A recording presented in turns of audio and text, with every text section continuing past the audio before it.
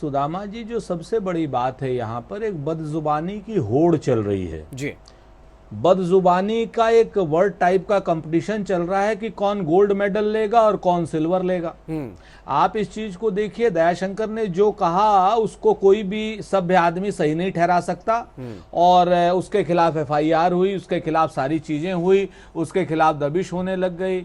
आश्चर्यजनक की तेजी के रूप में कानून भी अपना काम करने लगा, मुख्यमंत्री जी ने भी संज्ञान ले लिया, सारी चीजें अपनी जगह पे हुई और बड़े समय से हुई। और अब पार्टी में वापसी की तैयारी भी हो रही है। उसके बाद जो अगले दिन जी पहले एक मिनट मेरी बात सुन लें। अगले दिन जिस प्रकार से बदजबानी बीएसपी के नेताओं की हुई और जिस तरीके से उन लोगों ने एक गाली के बदले लाखों गालियां दी, और जिस तरीके से उन्होंने मां बहन और बेटी को जिस तरीके से उन लोगों ने टारगेट किया, वो अपने आप में किसी भी सूरत में उचित नहीं जायज ठहराया जा सकता।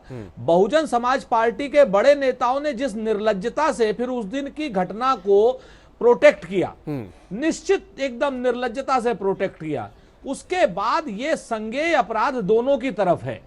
ये भाजपा के नेता की तरफ भी है और बसपा के नेताओं की तरफ भी है। दोनों ने ही संज्ञेय अपराध किए हैं। समाजवादी पार्टी के प्रशासन को चाहिए आज की डेट में कि इन दोनों नेताओं को कानून की उचित धाराओं में प्रस्तुत करे और उन दोनों ही दल के तरफ के लोगों को कहीं ना कहीं एक कठोरतम कानूनी कार्रवाई उनके खिलाफ करे, ताकि जनता में एक संदेश तो जा सके कि मां बहन और बेटियां उत्तर प्रदेश में सुरक्षित हैं। जी देखिए, इनके खिलाफ, बसपा के नेताओं के खिलाफ पॉक्सो एक्ट भी लगना चाहिए। मैंने पहले से कहा, सबसे पहले 3 दिन पहले आपके चैनल पे बोला था कि पॉक्सो एक्ट लगना चाहिए। उसके बाद दयाशंकर जी की पत्नी स्वाति सिंह जी ने भी वो बात उठाई, बहुत सब लोगों ने वो बात उठाई। आज की डेट में पॉक्सो एक्ट क्यों नहीं लग रहा है, ये भी शासन प्रशासन को जवाब देना होगा। वीडियो फुटेज है इनके पास, सारी चीजें हैं। धारा 11 ये कहती है कि अगर बच्ची किसी तरीके की एब्यूजिव लैंग्वेज सुन भी ले तो भी पॉक्सो एक्ट लगता है। तो अब तक पॉक्सो एक्ट लगाया क्यों नहीं, ये भी सवाल संदेह के घेरे में आते हैं। बाकी भारतीय जनता पार्टी अपने नेता को किस मंच से वापस लाती है, राष्ट्रीय करती है, अंतरराष्ट्रीय करती है, यह भारतीय जनता पार्टी का आंतरिक मामला है। क्योंकि इनके यहां जो जितने विवादित नेता होते हैं उनको उतने बड़े मंच से सम्मानित किया जाता है।